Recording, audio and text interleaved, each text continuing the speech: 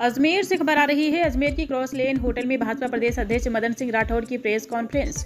PM के 28 फरवरी के प्रस्तावित दौरे को लेकर की प्रेस कॉन्फ्रेंस में भाजपा प्रदेश अध्यक्ष मदन सिंह राठौर ने कहा, अजमेर की कार्ड विश्राम स्थली में 28 फरवरी को पीएम नरेंद्र मोदी करेंगे जनसभा में 2 लाख से ज्यादा लोग होंगे शामिल। जनसभा में 23,500 करोड़ रुपए के विकास कार्यों के लोकार्पण व शिलान्यास की देंगे सौगात। बता दें कि 21,000 युवाओं को सौंपेंगे नियुक्ति पत्र। राठौर ने कहा, कांग्रेसी नेता विदेश में जाकर देश की आलोचना करते हैं। कहा है, उनमें देश की भक्ति, राष्ट्रभक्ति हम में भी हो और विपक्ष में हो, तभी देश का भला होगा। पीएम के दौरे के चलते भाजपा की तैयारियां चल रही जोर शोर से। प्रेस कॉन्फ्रेंस में देवनारायण बोर्ड के अध्यक्ष ओम प्रकाश भड़ाना, भाजपा शहर अध्यक्ष रमेश सोनी और नीरज जैन सहित कई भाजपा नेता रहे मौजूद। समाधान करवा कर राजस्थान को पानी मिलने लगे, उसका शिलान्यास भी हो गया, टेंडर हो गए, वर्क ऑर्डर भी था, काम प्रारंभ हो गया। जो समझौता बहुत पहले हो जाना चाहिए था, जब वसुंधरा जी राजस्थान की मुख्यमंत्री थी, उस समय इस प्रकार का प्रयास किया गया था। हमारी सरकार चली गई और कांग्रेस की सरकार आ गई, तो अशोक गहलोत जी की सरकार ने 5 वर्ष में 1 इंच काम नहीं किया। केंद्र के जल शक्ति मंत्री बुलाते रहे, मध्य प्रदेश की सरकार भी तैयार थी, लेकिन राजस्थान की सरकार ने अपना मंत्री भेजना तो जरूर रहा, सेक्रेटरी तक नहीं भेजा। इस कारण से वो मामला अटका रहा। और आदरणीय भजनलाल जी जो ही राजस्थान के मुख्यमंत्री बने, तो सबसे पहला ये काम किया कि मध्य प्रदेश और राजस्थान के बीच में समझौता हुआ और हमारे प्रधानमंत्री भी उसके गवाह बने और उनकी मौजूदगी में ये शिलान्यास हुआ। इसी प्रकार से हरियाणा के और राजस्थान के बीच में पानी का, यमुना जल का विवाद था लंबे समय से 1992 में। तब राजस्थान के मुख्यमंत्री भैरव सिंह जी शेखावत थे, उन्होंने पैसा जमा करा दिया, लेकिन हरियाणा ने हमें पानी नहीं दिया।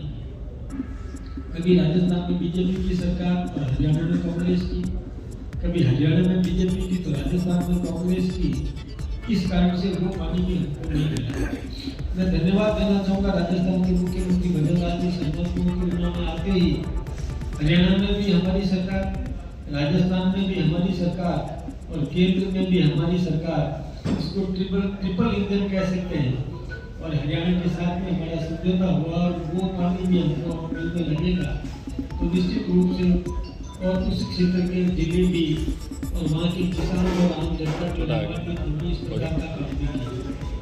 हमारे राजस्थान के मुख्यमंत्री ने भी इसी तरह से काम किया कि बिजली के मामले में आत्मनिर्भर बन सके, चाहे विंड एनर्जी हो। अब आत्मनिर्भर बनने की दिशा में और मैं समझता हूँ कि महत्वपूर्ण कदम उठाया है और बिजली में आज आत्मनिर्भर है।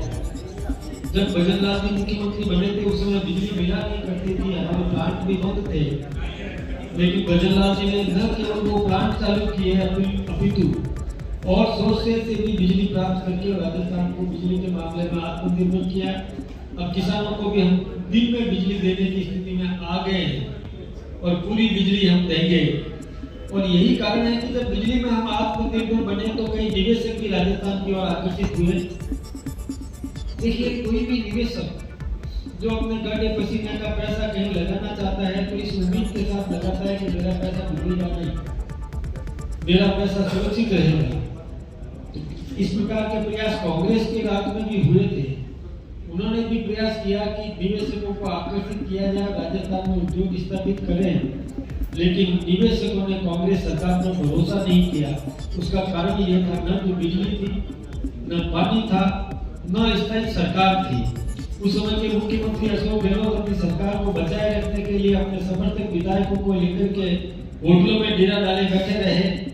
तो उसी समय उनके उप मुख्यमंत्री सचिन पायलट जी अपने समर्थक विधायकों को लेकर के दूसरी होटल में डेरा डालते बैठे रहे।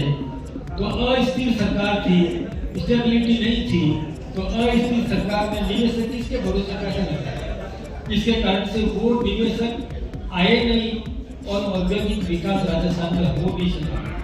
अब क्योंकि दिल्ली में हमारी सरकार, राजस्थान में हमारी सरकार और स्थायी सरकार, डबल इंजन की सरकार और पूर्ण बहुमत के साथ दोनों स्तरों पर स्थायी सरकार है, इसके कारण से निवेशक आकर्षित हुए और भजनलाल जी ने सकारात्मक प्रयास किया और 35 लाख करोड़ के एमओयू किए हैं।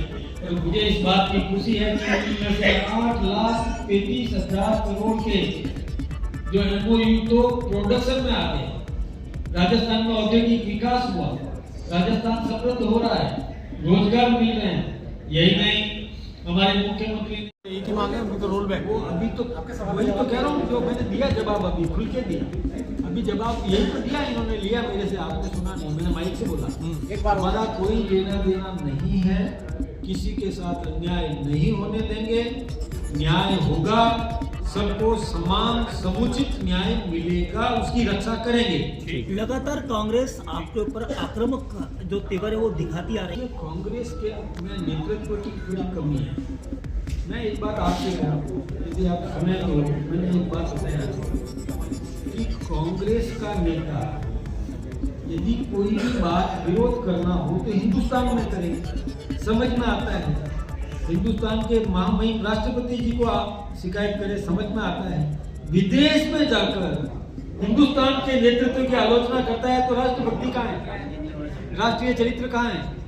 उनको हिंदुस्तान में करना चाहिए। आप जनता के बीच में जाके करें, समझ में आता है। लेकिन और फ्रांस में जाके, अमेरिका में जाके, यूरोप में जाकर के वहाँ हिंदुस्तान के नेतृत्व की आलोचना करता है। अपने परिवार का मुखिया, यदि परिवार का बेटा यदि परिवार के मुखिया को शिकायत करे तो समझ में आता है।